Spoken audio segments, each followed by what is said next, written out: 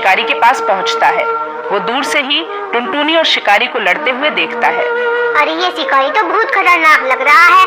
मैं उस टुनटुनी को बचाने के चक्कर में अपनी जान जोखिम में नहीं डाल सकता। मैं यहाँ से चुपचाप निकल लेता हूँ। चिंटू घर आ जाता है। तभी दोनों बेटियां उससे पूछती हैं, पिताजी, माँ कहाँ है? पिताजी, आप माँ को साथ क्यों नहीं लाए? तुम्हारी माँ तो मर गई। उस शिकारी ने तुम्हारी माँ को खा लिया। नहीं नहीं, ऐसा नहीं हो सकता। हमारी प्यारी माँ हमें छोड़कर नहीं जा सकती। तो मैं क्या झूठ बोल रहा हूँ? पिताजी, हम एक बार अपनी माँ को देखना चाहते हैं। हमें उनके पास ले चलिए। क्या करोगे अपनी मरी हुई माँ को देखकर? तुम्हें यकीन नहीं आता? चलो दिखा लाता हूँ तुम्हें तुम्हारी मरी हुई माँ। इतना बोलकर चिंटू दोनों बेटियों को लेकर चल देता है। वो उन्हें लेकर वहीं पहुंचता है जहाँ पर टुनटुनी और शिकारी में लड़ाई हो रही थी। ये देखो, ये रहे तुम्हारी माँ के पंख। लेकिन पिताजी, ये तो सिर्फ माँ के पंख है। माँ तो यहाँ है ही नहीं। तुम्हारी माँ को तो शिकारी खा गया, तो अब कहाँ से मिलेगी तुम्हें तुम्हारी माँ? ये क्या कह रहे हो पिताजी? हमारी प्यारी माँ को शिकारी ने खा लिया है। हमारी माँ हमसे बहुत प्यार करती थी, समय से हमारे लिए खाना लाया करती थी। हे ऊपर वाले, हमारी माँ हमें वापस दे दो। हम नन्हे बच्चे अपनी माँ के बिना नहीं जी पाएंगे। अब ये बेटियाँ मुझे नहीं देख रही। मैं चुपके से यहाँ से निकल लेता हूँ। शिकारी पक्षी इन्हें मारकर खा जाएगा। इतना बोलकर चिंटू दोनों बेटियों को वहीं छोड़कर वहाँ से भागने लगता है। तभी उसे वहाँ से भागते हुए पिंकी देख लेती है। पिताजी हमें छोड़कर जा रहे हैं। चलो जल्दी पिताजी के साथ चलो। तभी दोनों चिंटू का पीछा करती हुई चिंटू के पास पहुँचती है।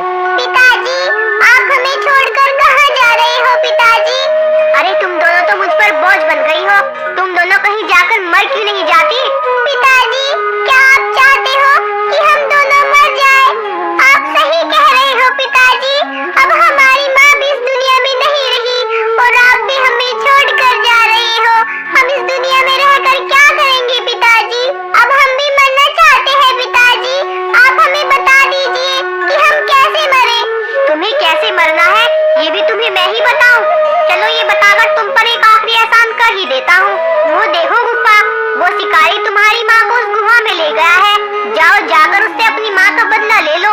अगर तुमने शिकारी को मार डाला तो तुम्हारा बदला पूरा हो जाएगा, और अगर तुम दोनों मारे गए तो धरती से बोझ कम हो जाएगा।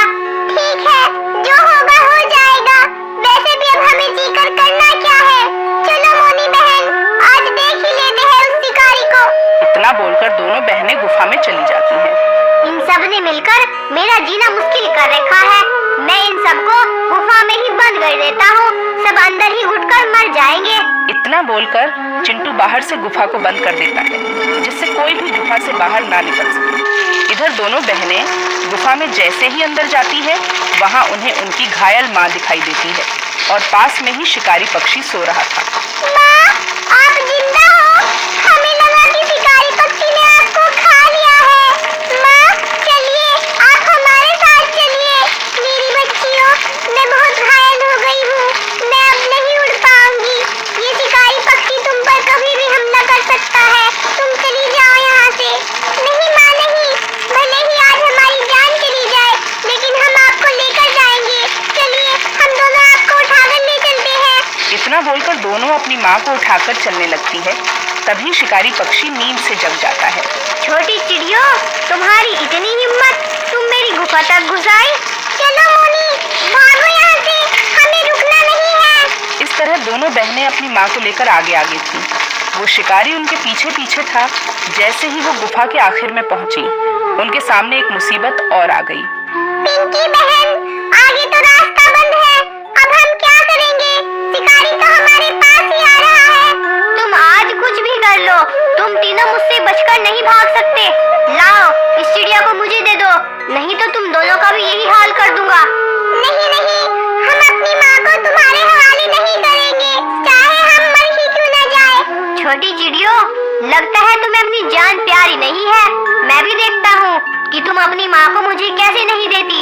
इतना बोलकर शिकारी पक्षी टुनटुनी को बेटियों से छीन लेता है और गुफा में अंदर चला जाता है। तभी दोनों उसका पीछा करती है और दोनों देखती है कि शिकारी चोंच से टुनटुनी पर हमला कर रहा है। पिंकी बहन, ऐसे तो हमारी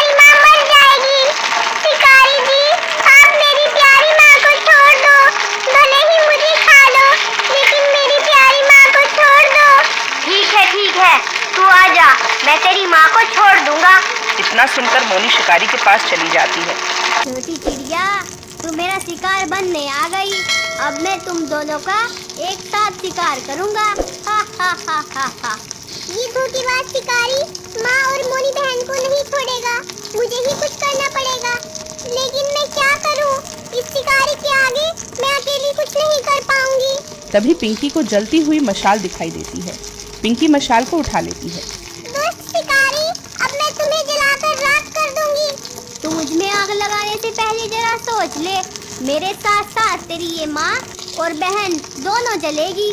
तभी पिंकी देखती है कि शिकारी मरे हुए पक्षियों के पंखों पर बैठा हुआ था। तभी पिंकी उन पंखों में आग लगा देती है, जिससे शिकारी जलने लगता है। अरे ये तूने क्या किया? मुझ में आग ही लगा दी। जलता हुआ शिकारी गुफा से बाहर की तरफ भागता है। तभी वह चिंटू की बनाई हुई दीवार को भी तोड़ देता है।